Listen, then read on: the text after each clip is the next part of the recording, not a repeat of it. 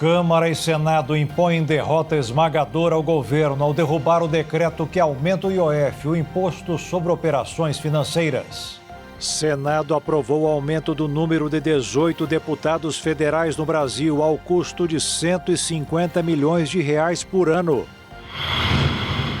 Ministro do STF, Edson Fachin, alerta para risco de censura na regulamentação das redes sociais. Resgatado o corpo da brasileira Juliana Marins, que morreu ao cair em uma trilha do segundo maior vulcão da Indonésia. Presidente dos Estados Unidos, Donald Trump, compara ataque ao Irã à bomba atômica sobre Hiroshima e Nagasaki na Segunda Guerra Mundial. Temperaturas abaixo de zero mudam o cenário das ruas de várias cidades do país, incluindo neve no Rio Grande do Sul. Supertelescópio James Webb descobre o primeiro planeta fora do Sistema Solar. E para raciocinar melhor, o caminho mais perto foi o Mato Grosso do Sul, onde aconteceu um torneio de cubo mágico. É agora no Jornal das 22.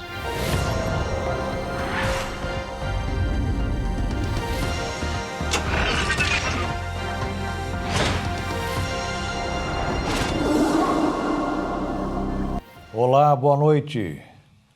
A Câmara dos Deputados aprovou proposta que suspende os efeitos de 3 decretos editados pelo governo federal sobre o aumento das alíquotas do Imposto sobre Operações Financeiras, o IOF.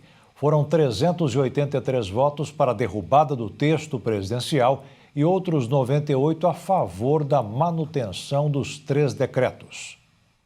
A Câmara dos Deputados começou a ordem do dia do plenário analisando o projeto de decreto legislativo que suspende o aumento do IOF. O decreto foi editado pelo governo para evitar maiores cortes no orçamento de 2025. A alta do IOF foi inicialmente anunciada em 22 de maio, com previsão do governo de gerar arrecadação de R$61 bilhões em 2 anos, sendo 20 bilhões em 2025 e R$41 bilhões em 2026. Em 11 de junho, o governo federal publicou a medida provisória tratando a tributação de investimentos e novo decreto que reduziu parcialmente as alíquotas inicialmente propostas, mas ainda manteve aumentos. Por esse decreto, que está em vigor, a estimativa de arrecadação é em torno de R$30 bilhões. A Câmara já havia aprovado na semana passada, com uma maioria expressiva, a urgência ao PDL, o que permitiu que o projeto seja votado diretamente no plenário, sem precisar passar pelo trâmite de discussões nas comissões especializadas. Na ocasião, o presidente da Câmara dos Deputados, Hugo Mota, do Republicanos, chegou a dar um prazo adicional de 2 semanas ao governo e ao ministro da Fazenda, Fernando Haddad, para apresentarem alternativas antes de levar a derrubada do IOF para a votação. O IOF é considerado um imposto regulatório, quer dizer, sua função não é levantar recursos ao fisco, mas sim atacar distorções dos mercados de câmbio, crédito ou transferências. Por essa razão, um dos poucos tributos federais que podem ser decididos diretamente pelo Executivo, sem precisar de aprovação do Legislativo. O decreto rejeitado pelos deputados é o terceiro em menos de um mês feito pelo governo para mexer no IOF, o que está valendo. A medida publicada em 11 de junho foi a terceira tentativa do governo Lula de reajustar o tributo em menos de um mês, após fortes críticas de setores econômicos e do Congresso. Durante a sessão na Câmara, foi citado que o último presidente a ter decreto revogado pela Câmara dos Deputados foi o ex-presidente Fernando Collor de Mello, em 1992. No caso de Fernando Collor, a revogação aconteceu no Senado Federal. O placar final, que suspende os efeitos de 3 decretos editados pelo governo federal, ficou em 383 votos a favor e 98 contrários ao PDL 214/25, que tem por objetivo a suspensão do decreto do governo sobre IOF. O texto agora segue para a votação no Senado Federal sem data para acontecer. Durante a tarde, ao chegar no Congresso, o presidente do Senado, Davi Alcolumbre, do União Brasil-Amapá, chegou a dizer que se a Câmara voltar, a gente vota, e concluiu que os senadores poderiam votar ainda nesta quarta-feira. E depois da derrubada do IOF na Câmara, o Senado também aprovou o projeto que derruba o decreto do Executivo sobre o aumento do imposto sobre as operações financeiras. Com o resultado, os decretos do governo federal sobre o IOF perdem a validade e voltam a valer as regras anteriores sobre a aplicação do imposto. Significará para o governo uma perda de 10 bilhões de reais em arrecadação. A proposta ainda precisa ser promulgada pelo presidente do Congresso, o senador Davi Alcolumbre. E o Senado Federal aprovou a criação de mais 18 vagas de deputados federais no Brasil. O custo ao país será de 150 milhões de reais por ano. Com a aprovação pelo Senado Federal da medida que altera a composição da Câmara dos Deputados, aumentando de 513 para 531 o número de parlamentares, o impacto no orçamento vai ser de aproximadamente 150 milhões de reais por ano, valor superior ao orçamento previsto para o Ministério do Empreendedorismo em 2025, fixado em 132 milhões. Com os mandatos de 4 anos, os novos parlamentares somariam um custo estimado de 600 milhões de reais ao longo de uma legislatura completa. A proposta já foi aprovada pela Câmara dos Deputados com 270 votos favoráveis e 207 contrários. Apenas 4 partidos, PSOL, Cidadania, Novo e Rede, votaram integralmente contra o projeto. Segundo a direção-geral da Câmara, o aumento das vagas não exigirá ajuste no orçamento da casa, estimado em mais de 64 milhões de reais por ano para absorver as novas despesas. O órgão afirma que o teto de gastos será mantido. Entretanto, o mesmo não se aplica às assembleias legislativas estaduais. A Constituição determina que o número de deputados estaduais seja proporcional à representação federal e, com o aumento de cadeiras na Câmara, 30 novos assentos seriam criados nos legislativos estaduais, gerando um impacto financeiro adicional de 85 milhões por ano. Desse montante, 56 milhões seriam destinados a verbas de gabinete, 16 milhões a cotas parlamentares e 13 milhões a salários. O Mato Grosso lideraria os gastos com uma elevação de 22 milhões anuais. Amazonas, com 17 milhões, e Rio Grande do Norte, com 15 milhões, aparecem em seguida na lista dos estados com maior impacto. Segundo decisão do STF, a redistribuição de cadeiras deveria ocorrer com base no censo de 2022. 7 estados, como Bahia, Rio de Janeiro e Pernambuco, correm o risco de perder representantes, enquanto outros 7, incluindo Amazonas, Goiás e Minas Gerais, teriam aumento. Contudo, o projeto aprovado pela Câmara, articulado pelo presidente da Casa, Hugo Mota, garante que nenhum estado perderá assentos. Além disso, estabelece critérios específicos para a atualização futura das bancadas, como o uso exclusivo de dados auditados do censo, validados pelo Tribunal de Contas da União e passíveis de questionamento judicial. A Constituição Federal estabelece que nenhum estado pode ter menos de 8 deputados e que o mais populoso, São Paulo, deve ter no máximo 70. Essas regras permanecem vigentes, mesmo com as revisões periódicas que poderão ocorrer com base nos novos parâmetros. O aumento do número de cadeiras no Congresso gerou reações negativas em diversos municípios. Câmaras municipais de cidades como Novo Hamburgo e Vacaria, ambos no Rio Grande do Sul, e Rio dos Cedros, em Santa Catarina, manifestaram repúdio à proposta. O crime organizado está cada vez mais organizado. Os números de um levantamento divulgado hoje alertam para a necessidade de mecanismos mais eficientes para combater setores que usam e abusam de práticas ilegais, até com criptomoedas. Um estudo divulgado nesta quarta-feira pelo Fórum Brasileiro de Segurança Pública reforça a urgência de ampliar a estrutura e a atuação do Conselho de Controle de Atividades Financeiras, o COAF, para enfrentar com mais eficácia o crime organizado no Brasil. O levantamento aponta que o avanço das organizações criminosas sobre setores legais da economia exige uma resposta mais integrada entre órgãos de inteligência financeira e de segurança pública. O documento faz um panorama da atuação do COAF, que recebe e analisa dados de instituições financeiras e setores obrigados por lei a relatar movimentações suspeitas. Esses registros são divididos entre comunicações de operações suspeitas que indicam possíveis lavagem de dinheiro ou financiamento ao terrorismo e comunicações de operações em espécie, quando há movimentações em dinheiro acima dos limites legais. De 2015 a 2024, o número de comunicações de operações suspeitas cresceu 766%, enquanto os registros de operações em espécie aumentaram 353%. Apesar do salto no volume de informações analisados, o estudo alerta que o número de servidores da Unidade de Inteligência Financeira permanece insuficiente diante da complexidade do cenário atual. O documento destaca que as facções criminosas vêm sofisticando seus mecanismos de lavagem de dinheiro, usando cada vez mais tecnologias como criptoativos, fintechs e plataformas de apostas, o que exige uma estrutura mais robusta e especializada para identificar e interromper essas transações. A análise revela ainda que grupos como o Primeiro Comando da Capital têm explorado brechas regulatórias para expandir suas operações financeiras dentro e fora do país. O uso de moedas digitais como o Bitcoin tem sido um dos principais recursos empregados para ocultar patrimônio e realizar transferências com rapidez e anonimato. Como proposta, o estudo defende a valorização institucional do COAF, incluindo a criação de uma carreira específica para seus analistas. A medida garantiria maior profissionalização, estabilidade e independência funcional ao órgão, considerado essencial para o enfrentamento das estruturas econômicas que sustentam o crime organizado no país.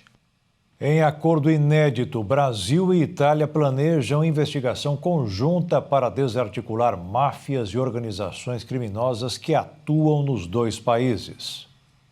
O Procurador Nacional Antimáfia e Antiterrorismo da Itália, Giovanni Melillo, confirmou o acordo com a Procuradoria-Geral da República Brasileira, faltando apenas formalizar a parceria. As primeiras conversas começaram no ano passado. Na época, as autoridades italianas convidaram os procuradores brasileiros a participarem das investigações sobre o tráfico internacional de drogas, que tinha como alvo a atuação do Primeiro Comando da Capital, o PCC. A organização criminosa brasileira tem parceria com uma das principais máfias italianas, a 'Ndrangheta, que tem forte atuação no sul da Itália. A revelação foi feita por Vincenzo Pasquino, preso no Brasil e extraditado para a Itália em 2021. O criminoso revelou as atividades após o acordo de delação. Com o acordo, a Procuradoria Italiana também terá cooperação com o Ministério Público de São Paulo para compartilhar dados e informações e ainda realizar intercâmbios de capacitação com agentes e funcionários, objetivando a desarticulação e atuação das organizações criminosas. Além de atuar no Brasil, o PCC expandiu as suas operações para pelo menos 28 países, com forte presença no Paraguai, Venezuela e Bolívia. O Ministério Público de São Paulo tem mapeado as ações em países da África, Europa e Ásia, principais destinos da droga exportada pelo grupo brasileiro. E a seguir, fila do INSS é novo desafio para o governo, com 2,5 milhões de pessoas pedindo respostas. E foi aprovado aumento de etanol na gasolina e biodiesel no diesel a partir de 1º de agosto.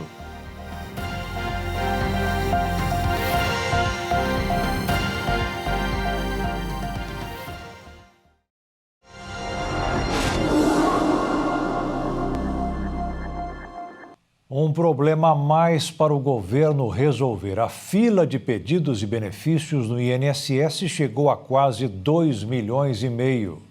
A fila de espera do Instituto Nacional do Seguro Social voltou a ultrapassar a marca de 2,4 milhões de requerimentos em junho deste ano. Segundo dados divulgados nesta semana pelo Ministério da Previdência Social durante reunião do Conselho Nacional de Previdência, o total de pedidos pendentes chegou a 2.447.000, considerando o número ainda preliminares. Embora represente uma leve queda em relação ao pico registrado em março, quando o volume de solicitações superou 2,5 milhões, o número indica um aumento significativo na comparação com o mesmo período de 2024. O acúmulo envolve diferentes tipos de pedidos, incluindo aposentadorias, auxílios por incapacidade, pensões, benefícios assistenciais e licenças maternidade. Do total registrado, mais de 1.700.000 solicitações estão relacionadas destinadas a pedidos de aposentadoria. Outros 650 mil se referem a benefícios assistenciais e legislações especiais, enquanto o restante envolve requerimentos como pensões e auxílio reclusão. A lentidão no processamento desses benefícios tem gerado críticas e pressões por parte de aposentados, pensionistas e trabalhadores que dependem da resposta do INSS para garantir o sustento. Diante do cenário crítico, o governo federal retomou em abril o pagamento de bônus por produtividade a servidores e peritos médicos, com o objetivo de acelerar a análise dos processos. Os servidores do INSS recebem R$ 68 por cada pedido concluído, enquanto peritos ganham R$ 75 por atendimento realizado. Mesmo com as demandas adotadas, a fila permanece em níveis elevados. Segundo especialistas, a situação escancara o desafio estrutural enfrentado pelo INSS, que sofre com déficit de pessoal, sistemas defasados e alta demanda. A cobertura vacinal contra a gripe continua abaixo do ideal planejado pelo Ministério da Saúde. Apenas 40% dos brasileiros tomaram a vacina contra o vírus. Segundo dados do Ministério da Saúde, os estados do Rio de Janeiro, Bahia, Pernambuco, Mato Grosso, Maranhão e Goiás são os que têm os percentuais mais abaixos do país. Entre pessoas com 60 anos ou mais, crianças de até 6 anos e gestantes, considerado o grupo prioritário, os números ficam abaixo dos 40%, longe da meta da pasta. No Rio de Janeiro, estado com menor índice do levantamento dentro do grupo prioritário, as gestantes são as menos vacinadas, com 27%, seguidas pelas crianças com 35% e pelos idosos com menos de 45%. A meta planejada pelo órgão é alcançar 90% em todo o território nacional, mas esse número está longe do ideal. Nos primeiros 5 meses do ano, as mortes causadas pelo vírus da influenza mais do que dobraram. Só na capital de São Paulo foram 175 óbitos. No último balanço divulgado pelo site oficial da Pasta da Saúde, a cidade paulistana lidera o ranking de vacinação entre os estados. Mais de 8 milhões de pessoas tomaram ao menos uma dose. Porém, o número de outras doses não chega a 1 milhão. Nos municípios paulistas, o esquema foi ampliado para toda a população acima dos 6 meses. Em 2025, o imunizante foi incorporado ao calendário básico de vacinação, de acordo com o órgão da saúde. Com o início do inverno, a circulação do vírus aumenta e a Secretaria Estadual de Saúde recomendou aos grupos prioritários que se vacinem o quanto antes, já que eles são mais suscetíveis a ter uma reação mais grave da doença e com risco de morte. Para tentar conter o contágio, a Secretaria Municipal da Saúde de São Paulo intensificou os esforços para elevar os índices de vacinação por meio de campanhas em terminais de ônibus e estações do metrô e da CPTM. O governo aumentou o percentual da mistura de etanol na gasolina e de biodiesel no diesel. A medida obrigatória entrará em vigor no dia 1º de agosto. A justificativa para o aumento foi o clima tenso no Oriente Médio, que é o maior produtor mundial de petróleo. A decisão do aumento de 30% de etanol na gasolina foi aprovada pelo Conselho Nacional de Política Energética em uma reunião realizada no Ministério de Minas e Energia. O assunto, discutido há mais de 3 meses, foi intensificado em meio à recente instabilidade no Oriente Médio, após o conflito entre Israel e Irã. O confronto levantou preocupações e reforçou a argumentação sobre a pressão do petróleo no mercado internacional e o possível encarecimento do produto. A medida foi testada por fabricantes de veículos, importadores e representantes da indústria automotiva. Os resultados atestaram a segurança e a viabilidade técnica da mistura do etanol e da gasolina, permitindo a adoção imediata, sem impacto negativo para os veículos ou consumidores. O governo também aprovou a elevação de 14% para 15% da mistura do biodiesel no diesel comum, batizado de B15. O preço do combustível é um ponto sensível para o governo em meio à queda de popularidade, já que a inflação foi citada em pesquisas de opinião como um agravante da situação. A estimativa é que o preço nos postos reduzam 20 centavos para o consumidor. Apenas com a transição do etanol de 27% para 30% na gasolina, são esperados mais de 10 milhões de reais em investimentos e a criação de mais de 50 mil postos de trabalho. A decisão foi aprovada após a Lei do Combustível do Futuro, sancionada pelo presidente Lula no ano passado, que estabeleceu o aumento da mistura do etanol à gasolina até 35%,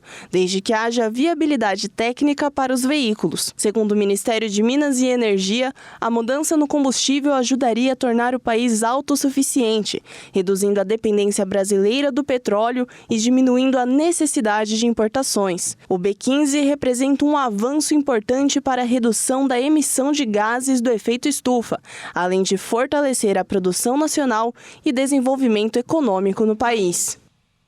A tabela de desconto do imposto de renda foi atualizada. A Câmara dos Deputados votou agora à noite o projeto que aumenta para R$ 2.428 a faixa salarial sem qualquer desconto. Na prática, houve um aumento de apenas R$ 169. Como a tabela funciona com o efeito cascata, afetará os salários mais altos, mas em níveis ainda menores. A votação do projeto foi de maneira simbólica, sem a identificação do parlamentar. E o que entrou no radar do mercado financeiro hoje foi o novo mal-estar entre o governo e o Congresso, que provocou até a votação do decreto sobre o aumento do imposto sobre operações financeiras. O dólar subiu 0,63% e terminou o dia cotado em R$ 5,55. E a Bolsa de Valores caiu mais de 1 ponto, aos 135.767 pontos. O presidente Luiz Inácio Lula da Silva disse recentemente que o governo dá 860 bilhões de reais em isenções fiscais por ano aos ricos.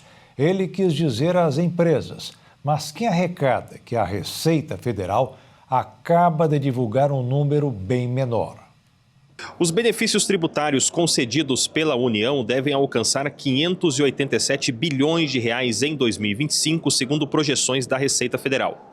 Esse montante representa o valor que deixará de ser arrecadado em impostos como forma de incentivo a pessoas físicas e empresas de diversos setores da economia. A distribuição dos benefícios varia conforme a atividade econômica.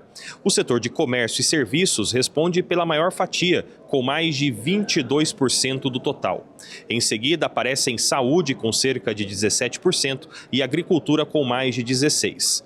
Na prática, esses percentuais significam bilhões de reais direcionados a diferentes programas e isenções fiscais dentro de cada segmento. Somente para a agricultura, por exemplo, estima-se uma renúncia superior a 95 bilhões.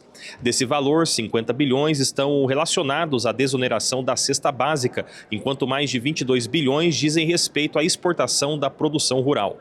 Outros setores como educação, transporte e indústria também recebem incentivos consideráveis que se desdobram em várias modalidades específicas.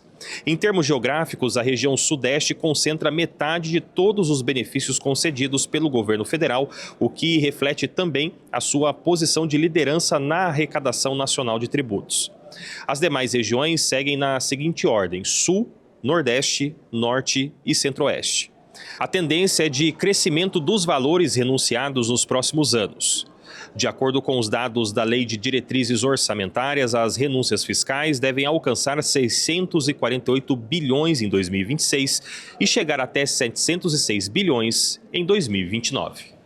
As medidas para entrar nos Estados Unidos estão cada vez mais rigorosas. A Embaixada Americana em Brasília informou que o governo vai monitorar as redes sociais de quem solicitar visto para entrar no país como estudante.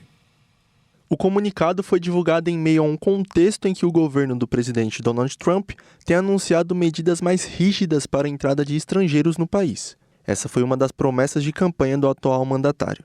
Segundo a embaixada, as autoridades americanas farão uma verificação abrangente e minuciosa do comportamento dos estudantes na internet. De acordo com a nota, a decisão vale para solicitantes dos seguintes tipos de visto: aqueles que pretendem estudar em uma instituição acadêmica, aqueles que pretendem estudar em uma instituição vocacional ou não acadêmica, ou participantes de programas de intercâmbio educacional e cultural aprovados pelo governo dos Estados Unidos. A medida foi anunciada pelo Departamento de Estado dos Estados Unidos na semana passada, antes de ser confirmada pela embaixada. Na ocasião, o governo de Donald Trump informou que a revisão dos perfis nas plataformas foi incluída no processo como uma das medidas impostas para a retomada da concessão de vistos, suspensa desde o mês de maio, em meio à crise entre a Casa Branca e as universidades americanas. A decisão não afetou quem já tinha entrevistas marcadas para a solicitação do documento. Segundo o comunicado, a medida visa identificar conteúdos considerados perigosos para os Estados Unidos, protegendo o país e os cidadãos americanos, mantendo o que chamam de mais altos padrões de segurança nacional no processo de concessão de vistos. Para viabilizar essa verificação, todos os solicitantes de visto de estudantes deverão ajustar as configurações de privacidade de seus perfis de mídias sociais para o modo público. A representação diplomática anunciou que os consulados americanos retomarão em breve o agendamento de entrevistas. A embaixada ainda afirmou que obter um visto para os Estados Unidos é um privilégio e não um direito.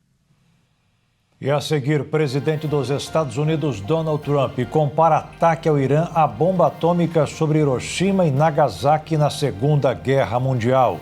E temperaturas abaixo de zero mudam o cenário das ruas de várias cidades do país, incluindo neve no Rio Grande do Sul.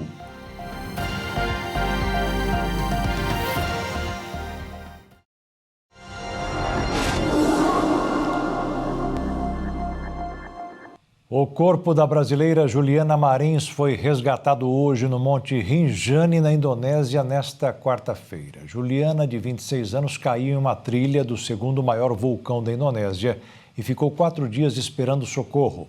Não resistiu.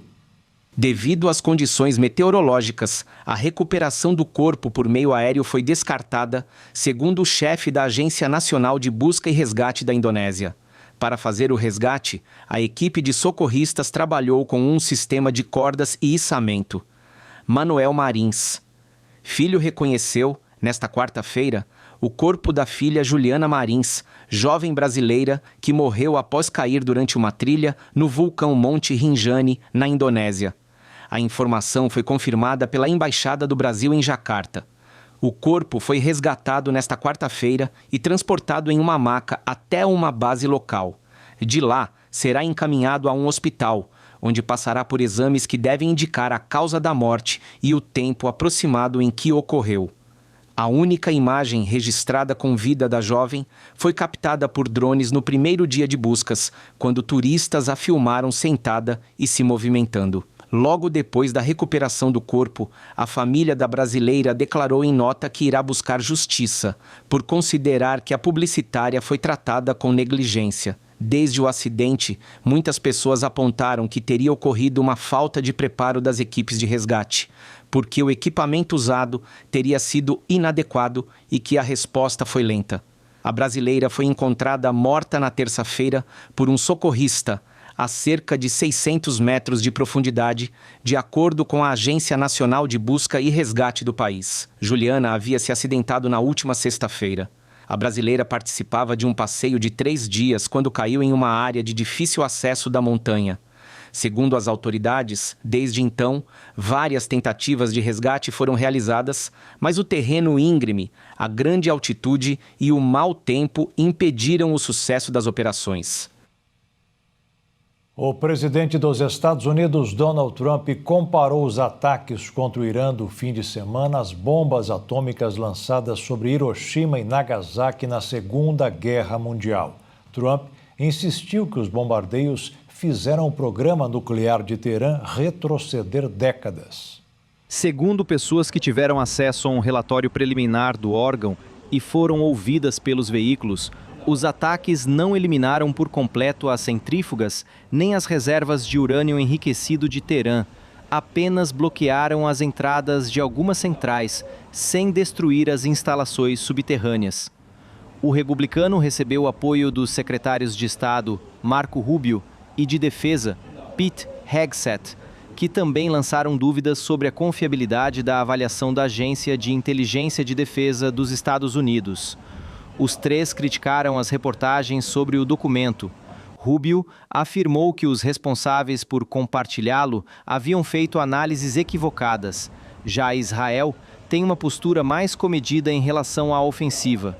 De acordo com o porta-voz do exército israelense, Efi Defrin, disse que ainda é cedo para avaliar os resultados da operação.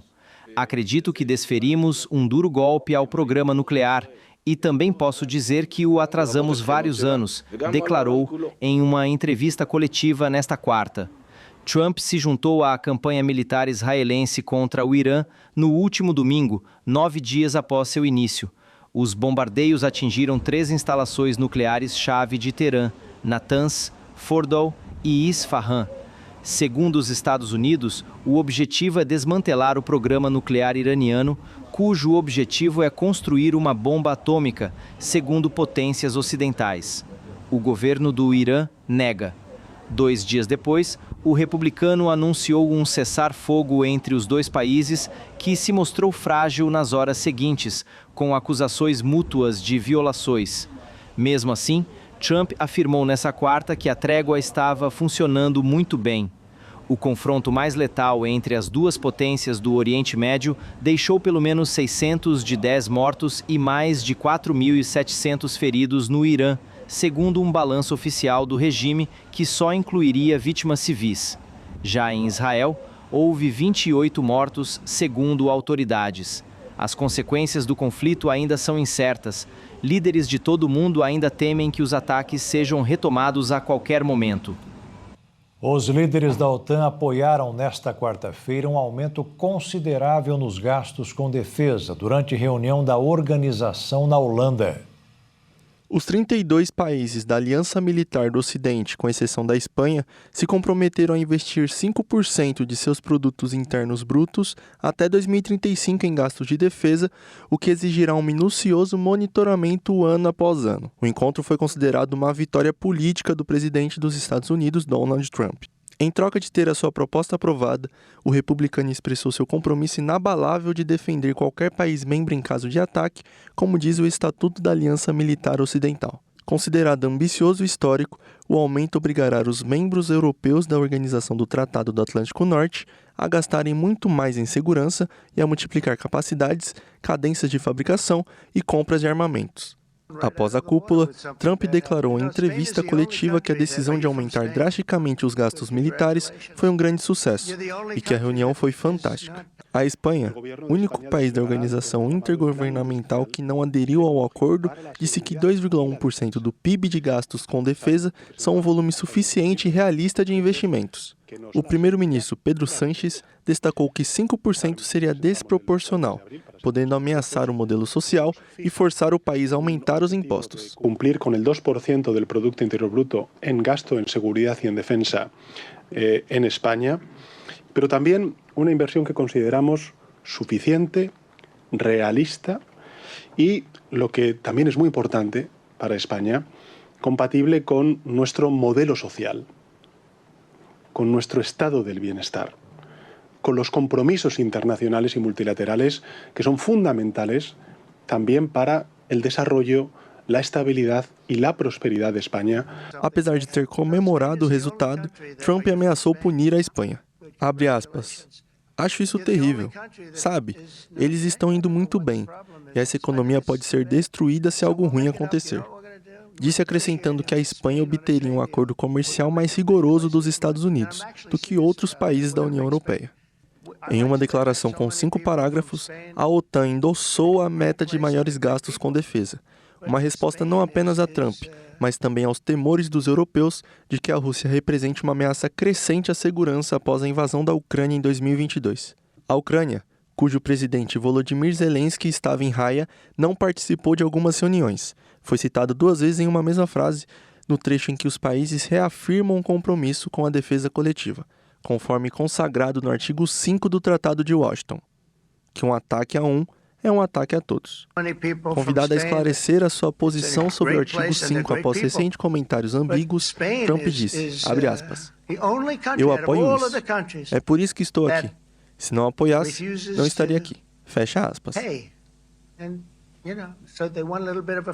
O frio não deu trégua ao sul do país. Em Santa Catarina, 40 cidades registraram novos recordes de temperaturas baixas, tudo abaixo de zero. Todas as regiões do estado de Santa Catarina estão tendo a mesma sensação de congelamento. Não importa a hora, a massa de ar polar chegou e dominou o estado nos últimos 2 dias e só não fez nevar, mas congelou estradas, paredões e carros nessa última madrugada. Urupema, na Serra, registrou a menor temperatura do dia, com menos 8,3 graus Celsius, além da geada. De acordo com a Epagre-Ciran, órgão que monitora o clima no estado, todas as cidades tiveram temperaturas máximas de até 15 graus às 6 horas da manhã. E mesmo sem a neve, outro fenômeno chamou a atenção em algumas regiões da Serra, o cincelo, que é quando a água que está em suspensão congela, formando belas paisagens. Mas a formação desse gelo fino traz preocupações, assim como em algumas cidades, como Chapecó, que viu as suas ruas uma fina camada de gelo sendo formada e sendo necessária a intervenção do Corpo de Bombeiros para derreter e garantir a trafegabilidade. Já na Serra do Rio do Rastro, precisou de mais de 1 tonelada de sal para que o gelo da pista derretesse e não comprometesse o tráfego na estrada. Algumas cidades bateram recordes de temperaturas mínimas, como a capital, Florianópolis, que registrou a menor temperatura dos últimos 17 anos, com 0,84 graus Celsius, na estação meteorológica de Carijós, no norte da cidade. A Defesa Civil de Santa Catarina emitiu mais um aviso especial por conta do frio intenso que atinge o estado desde o início da semana. O alerta segue até a próxima sexta-feira. E no Rio Grande do Sul, o frio foi tão intenso que em alguns lugares até caiu neve. A cidade de Pinheiro Machado, na região da Campanha do Rio Grande do Sul, registrou neve na madrugada de terça-feira. O fenômeno aconteceu por volta da 1h da manhã, quando a temperatura na cidade estava em torno dos 2 graus e foi registrado por moradores. Segundo a Climatempo, o frio irá continuar pelos próximos dias e, por isso, a Prefeitura de Pinheiro Machado decidiu suspender as aulas da rede municipal até a próxima sexta-feira. Uma outra medida adotada pela Prefeitura está sendo a distribuição de sopa e cobertores para a população carente da cidade. Mas olha, o frio que fez nevar em Pinheiro Machado nem se compara com as condições de pelo menos 8 cidades aqui do estado, que nessa madrugada marcaram temperaturas negativas.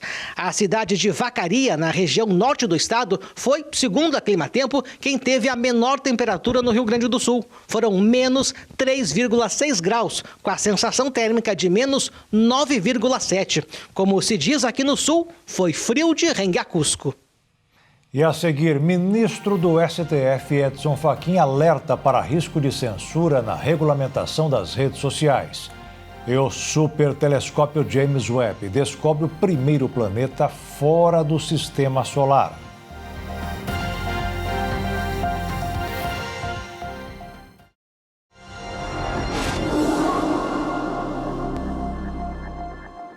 Os ministros do Supremo Tribunal Federal formaram maioria para que as Big Techs e empresas que têm redes sociais sejam responsabilizadas pelo conteúdo nelas publicado por seus usuários. Os únicos votos divergentes foram dos ministros André Mendonça e Edson Fachin, que defenderam a constitucionalidade do Marco Civil da Internet. O julgamento que discute a responsabilidade civil das redes sociais teve um placar de 8-2. Votaram a favor da responsabilização direta os ministros Carmen Lúcia, Dias Toffoli, Luiz Fux, Flávio Dino, Cristina Zanin, Gilmar Mendes, Luiz Roberto Barroso e Alexandre de Moraes. O ministro André Mendonça, que defendeu a constitucionalidade do artigo 19 do Marco Civil, para ele, responsabilizar as plataformas sem decisão judicial prévia compromete o direito à liberdade de expressão. 8 ministros conversam para a responsabilização, mas estabelecem balizas como isso deve ocorrer. Os critérios permanecem abertos e precisam ser debatidos. O caso tem repercussão geral, o que significa que a decisão valerá como referência obrigatória para todos os tribunais do país. O ministro Edson Fachin abriu o embasamento de seu voto, dizendo que a liberdade de expressão não é absoluta. No fim, concordou com o ministro André Mendonça e divergiu da maioria. Os relatores dos recursos dos casos concretos, os ministros Luiz Fux e Dias Toffoli, votaram pela inconstitucionalidade do artigo 19 do Marco Civil da Internet. O ministro e presidente do STF, Luiz Roberto Barroso, votou pela inconstitucionalidade parcial. Todos os votos tiveram nuances diferentes, mas o ponto convergente foi pela responsabilização. Dias Toffoli e Luiz Fux defendem uma interpretação mais rígida, permitindo que as plataformas sejam punidas diretamente em casos graves, como discurso de ódio, racismo ou ameaças à democracia. O presidente Luiz Roberto Barroso propôs uma solução intermediária, mantendo a exigência de ordem judicial para casos envolvendo honra e reputação, mas admitindo responsabilização direta para crimes como pornografia infantil, terrorismo e incitação à violência.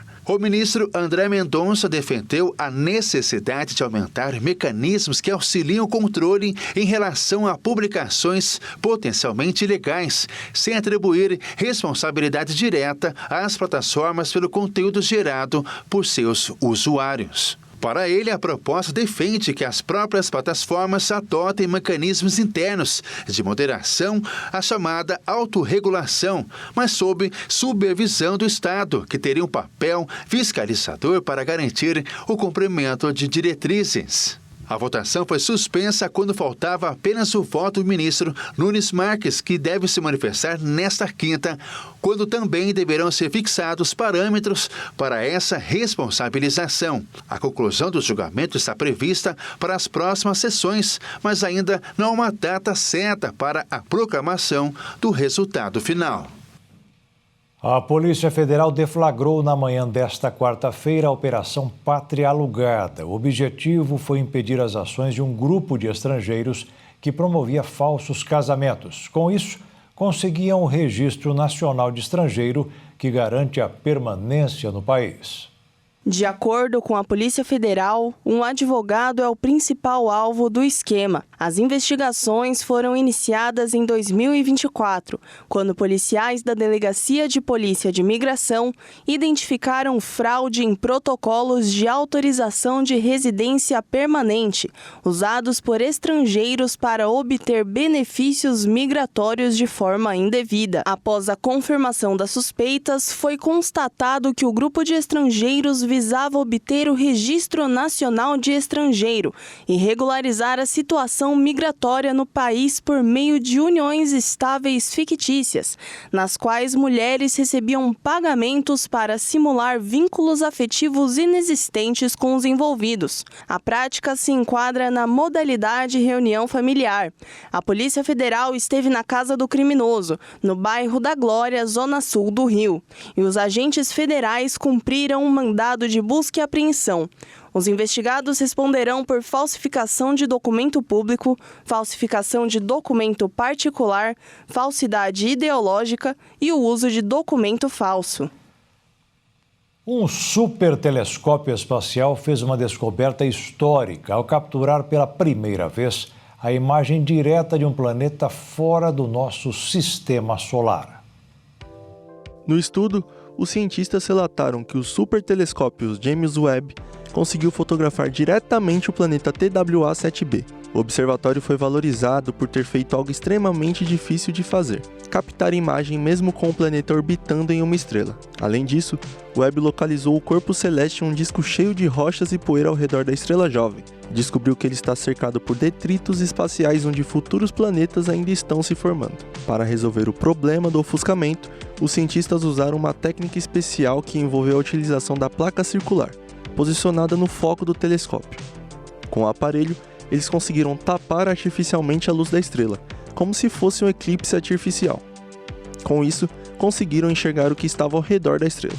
O TWA fica a cerca de 111 anos-luz da Terra e é 10 vezes mais leve que outros planetas de fora do sistema solar já fotografados por observatórios espaciais. Ele tem uma massa parecida com a de Saturno. Agora os cientistas esperam que o James Webb consiga fotografar mundos com apenas 10% da massa de Júpiter, o maior planeta do nosso sistema solar. mas o objetivo final é conseguir fotografar diretamente planetas rochosos, como o planeta Terra. Isto é, mundos que possam ter condições para abrigar vida. Os telescópios do futuro, tanto no espaço quanto na Terra, usarão focos ainda mais avançados para essa tarefa. A cidade de Campo Grande, capital de Mato Grosso do Sul, sediou uma competição que colocou muita gente para raciocinar. Um torneio de cubo mágico. Dedos ágeis, raciocínio rápido e muita concentração. Esses são alguns dos desafios para resolver o cubo mágico. E todos eles são colocados à prova no torneio. Vitor Hugo sabe bem disso. Ele decidiu encarar o desafio e participar do primeiro campeonato. Eu não pratico há muito tempo, mas eu andei treinando um pouquinho e acho que vai ser mais ou menos. Pelo menos 120 competidores participaram do segundo torneio de cubo mágico realizado no shopping da capital. Foram 2 dias de disputas divididas em 5 categorias. Depende muito dele, do desempenho, né? Então o que exige é que eles resolvam o tempo muito rápido mesmo, o cubo mágico muito rápido. Além da competição, o evento também contou com oficinas de cubo mágico para participantes de todas as idades. Outras etapas do campeonato já estão previstas e devem ocorrer ainda neste ano.